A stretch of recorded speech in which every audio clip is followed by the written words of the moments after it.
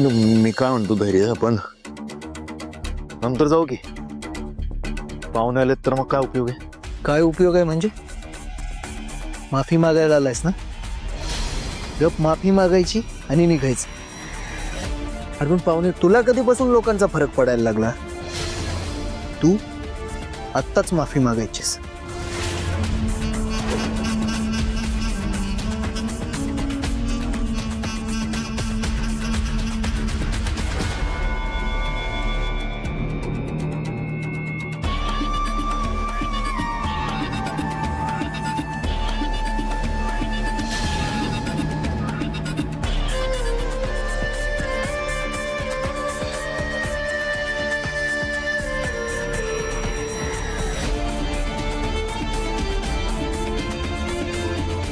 लय मोठा राडा होणार आहे वाटतं. आपल्याला फटके पडायच्यात, निघूया.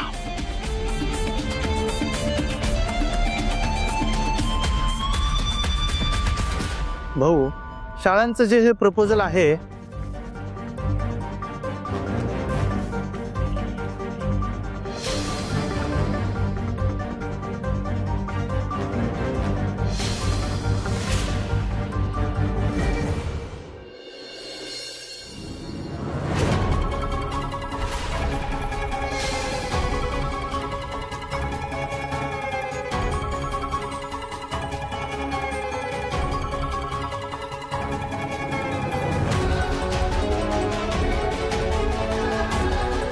तुम्ही भाऊराव यांना तुम्ही आमंत्रण दिले का? नाही तर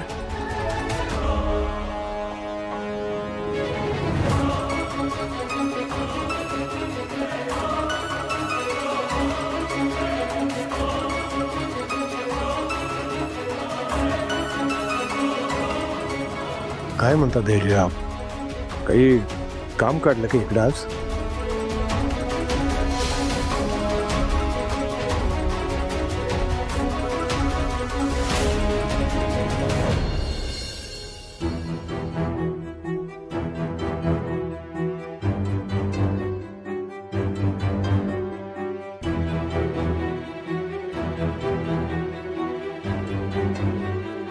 तुम्ही इथं काय करताय?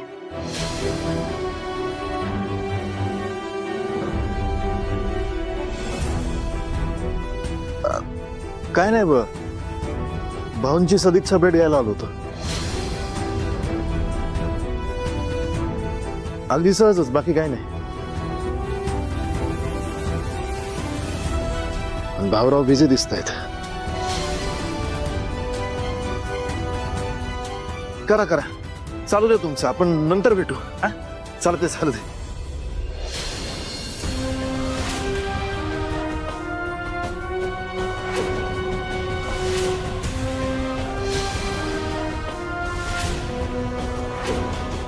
धैर्य,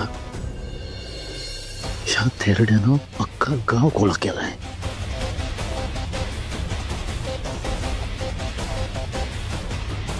या सगळ्या शिक्षण अधिकाऱ्यांच्या समोर वसुंधरांच्या माफीनामाचा उगाच तमाशा नको. जे कांड केलेस ना तू, ते करायच्या आधी याचा विचार करायला हवा होतास.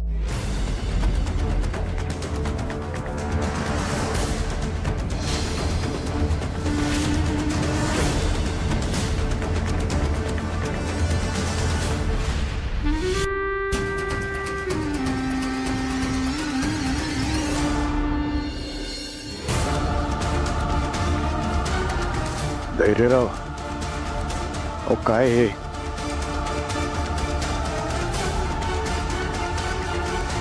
भाऊ, हे सांगताना मला खूप वाईट वाटते. मजुरांना पैसे देऊन त्यांच्या मुलांना तुमच्या शाळेपासून लांब ठेवण्याचं कारस्थान दादानं केलंय.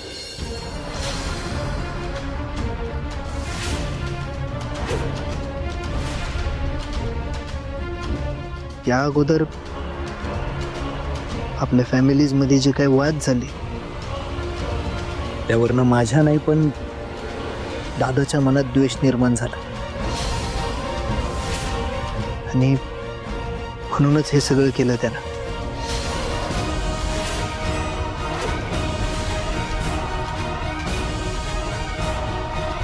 एक रिक्वेस्ट आहे भाऊ तुम्हाला, जसं तुम्ही मोठ्या मनानं मला माफ केलं तसंच दादाला सुद्धा माफ करा.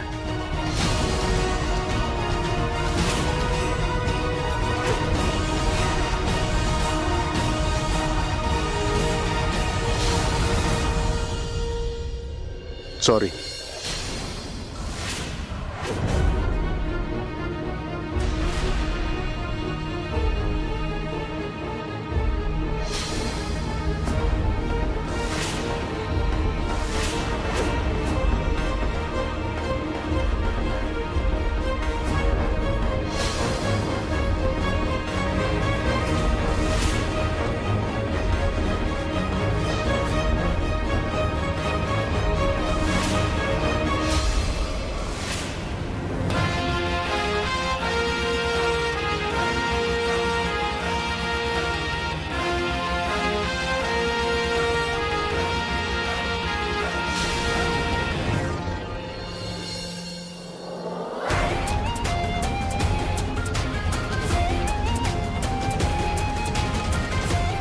सॉरी भाऊराव, मला माफ करा.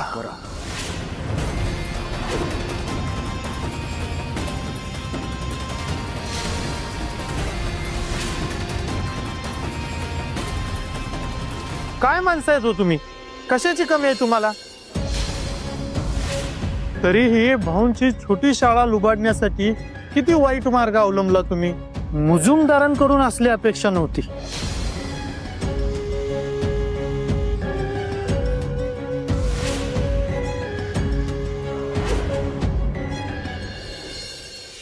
अहो, जरा थांबला असता तर विलास भाऊजींसोबत एकत्र जेवायला बसला असता.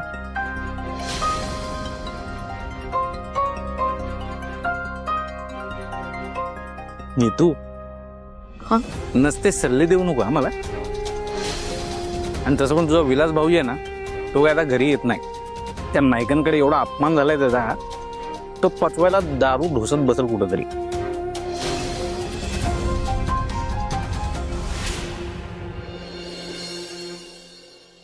भास्कर,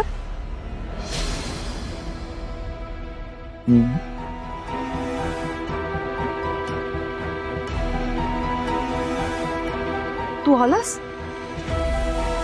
मी तुला तिकडे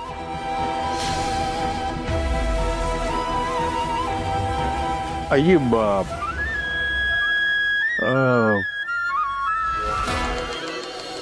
आई, अगं दादा, दादाचा स्वभाव काय तुला माहित नाही गे? दादाच्या मनात कधी काय चाललं असेल ना, कोणाला कळून देत नाही तो. एकदा मला डाऊट आलेला का त्याच्या मनात ना काहीतरी शिजतंय. मी त्याला समजवायचा प्रयत्न केला, पण तो माझ्यावरच डाफरला. शेवटी मी मधला मुलगा आहे ना, माझं कोण ऐकते? मधल्यामध्ये का नाही माझा सँडविच होतोय. आता पण म्हणलं पळत पळत आलो, 2 घास खावं, पण इथं पण कटकट. सगळ्या कामांमध्ये त्याच्या सोबत असतोस ना. एवढं सगळं झाल्यानंतर एकदाही सांगावंसं नाही वाटलं? गाई, मला कळ तेव्हाच सांगणार ना तुला. मला वेळच नाही ग. या दोघांमुळे ना कामाचा सगळा लोड आहे का नाही, तो माझ्यावर येतोय. जरा मला पटेल असं तरी बोल भास्कर. जाऊ दे, तुला बोलून काय फायदा म्हणा. आई, तुझा विश्वास नाही ना, जाऊ दे जेवण, मी जातो. बस, हे असं भरल्या ताटावर राग राग नाही करायचा. तू म्हणतेस ना म्हणून जेवतोय.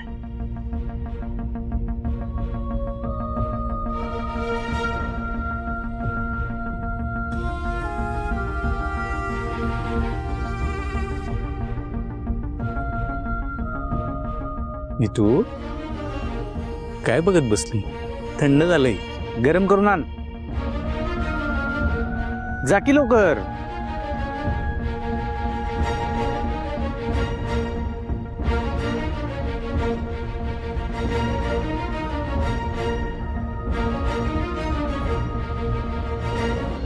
भाऊराव, तुम्ही या सगळ्या प्रकरणाची रितसर आमच्याकडे तक्रार नोंदवायला पाहिजे होती.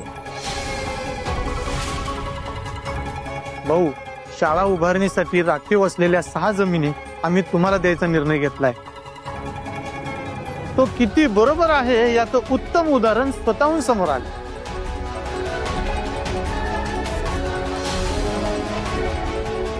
मुजुमदारांनी दिलेल्या प्रस्तावाला काट मारून त्या जमिनी तुमच्या संस्थेला सोपवायचा निर्णय आम्ही फायनल करतोय.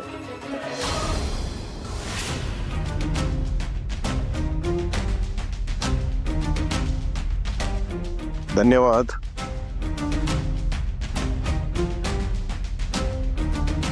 तुम्ही जो निर्णय घेतलाय तो विचारपूर्वक आणि योग्यच आहे. तुमच्या या निर्णयाचं मी स्वागत आणि स्वीकार करतो. भाऊ, तुम्ही मोठ्या मनाने एकदा जर दादाला माफ केलं असं म्हणालात तर किमान थोडंफार तरी गिल्ट कमी होऊन आम्ही परत जाऊ. कसं आहे ना, माफी मागणाऱ्याला त्याच्या मनात आपण काही चूक केली, गुन्हा केला याची जाणीव झाली असेल आणि त्याचं मन जर पश्चातापानं भरून गेलं असेल तर त्याला माफ करायलाच पाहिजे. काय ना, त्यामुळं त्याच्या मनात ईर्ष्या, द्वेष निर्माण होत नाही. असं कुणाच्या मनात द्वेष, ईर्ष्या निर्माण करणं हा आमचा हेतू नाहीच. माझं तर मत आहे की प्रत्येकाच्या मनामध्ये प्रेम रुजवावं. माफी मागून, माफी देऊन हे जर होणार असेल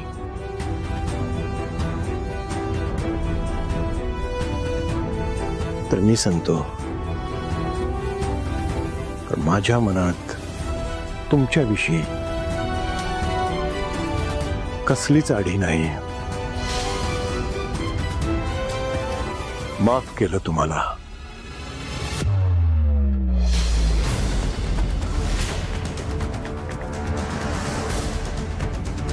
थँक्यू भाऊ. तू जरा बाहेर थांब, मी आलोच.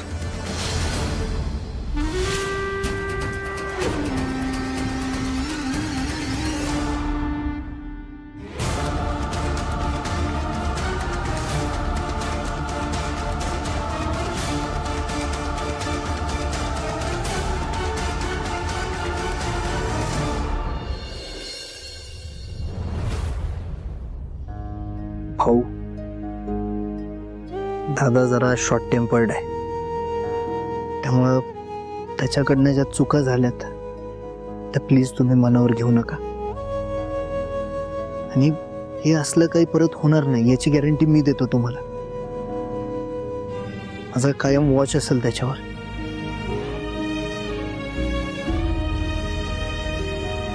Once again thank you.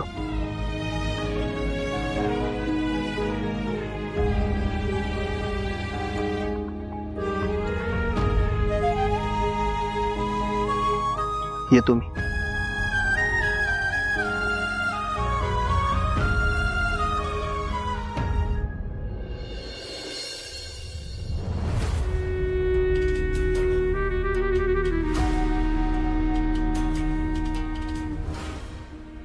एक मिनिट.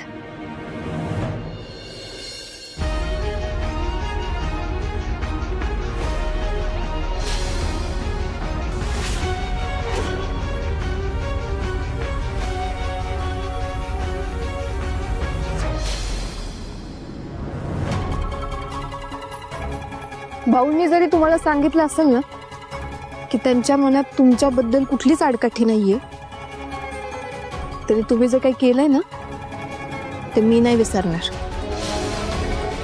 कधीच. कारण एवढं सगळं होऊन सुद्धा परत तुमच्याकडनं असं काही होणारच नाही याच्यावर माझा काडी मात्र विश्वास नाहीये.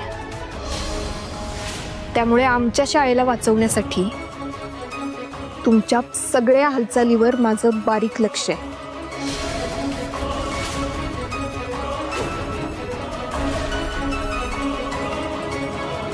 कारण ज्यांच्यावर खोटेपणाचे संस्कार झालेत आणि ज्यांच्या रक्तातच धोका आहे ना, त्यांच्याकडून चांगलं माणूस बनण्याची अपेक्षा ठेवणं म्हणजे मूर्खपणाच आहे. येऊ शकता.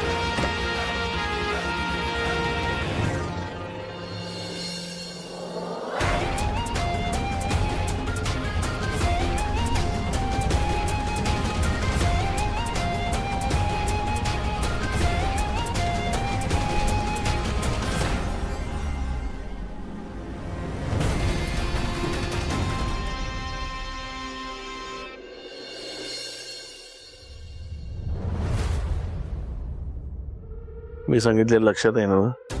लवकरात लवकर सुपारी. धैर्य आलास? काय रे, काय झालं?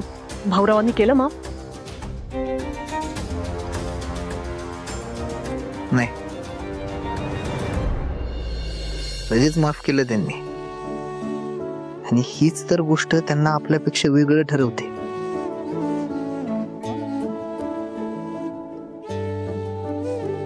असं जर आपल्या घरात कोणी आलं असतं माफी मागायला, आपण सगळा ब्लेम त्याच्यावर टाकून आरडाओरडा करून मोकळे झालो असतो.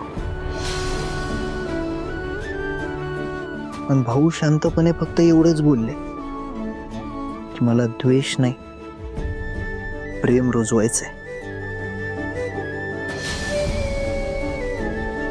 माफ करून टाकलं दादाला त्यांनी.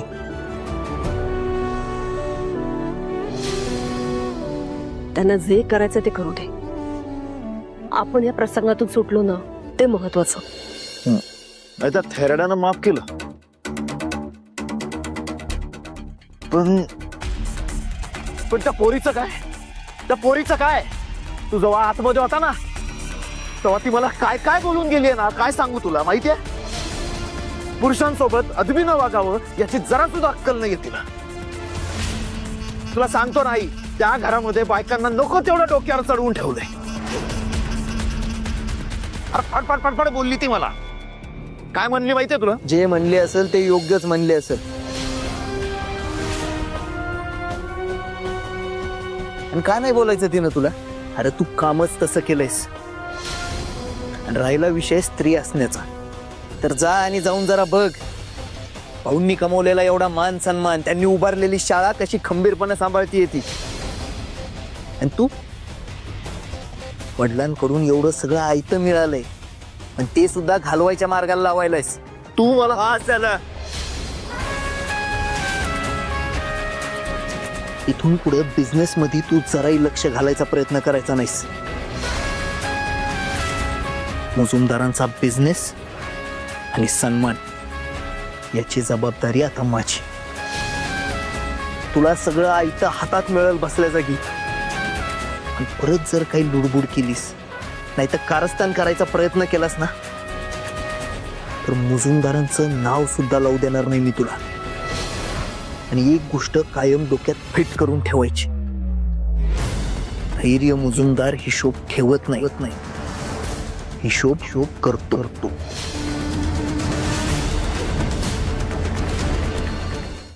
आणि हा हिशोब पर्सनल आहे माझा.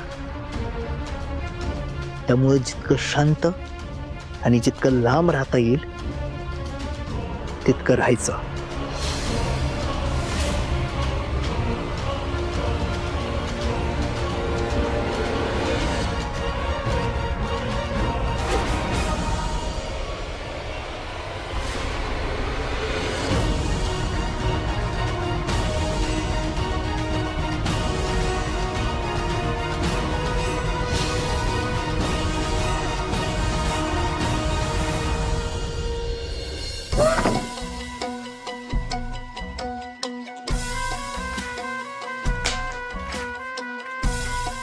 मला या विलास मुजुमदारला तोंड वर करून बोलते काय ही? नाही, या सावीला मी असं सोडणार नाही. नाही त्याला मी माझ्या पायावर नाक घासायला लावलं तर नाव नाही सांगणार. विलास मुजुमदार.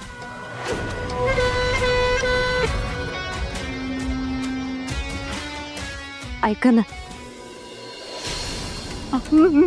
सॉरी, मी मी मी मी पोचते. मी मी मी आता लगेच पुसून काढते. आई ग, साधं पाणी पण देता येत नाही तुला?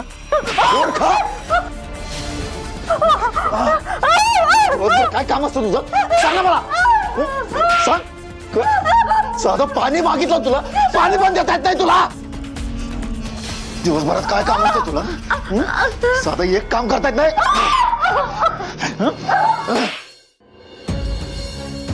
नीतू,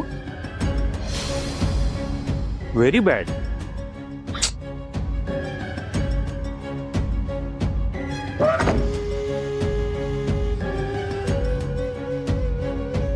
हे असं दुसऱ्यांच्या खोलीत झाकायचं नाही.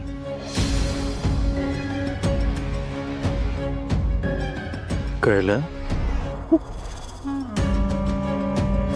कळलं.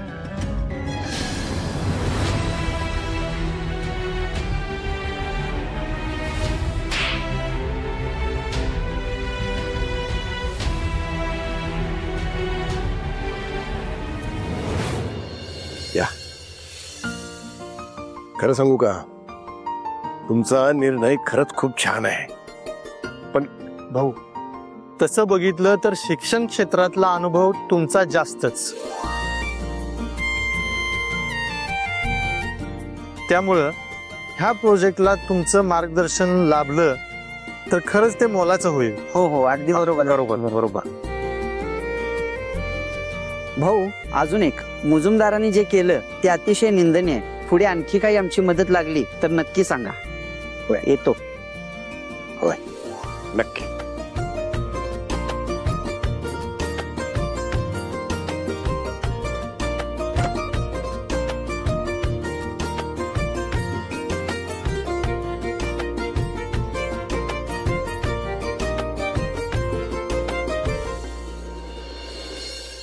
काय गे साहेब, हे तुझं हातातलं काम सोडून धावत पळत इकडे याची काही गरज होती का? अहो भाऊ, अहो आईनं रीनाच्या फोनवर घरी असं निरोप दिला होता ना, म्हणून आले. मी अगं नाही, मी कशाला असं निरोप देईन? मी आणि दीपा होतो की घरात, तुला कशाला कामात न बोलवेन मी? रीना मला असं का बोलली?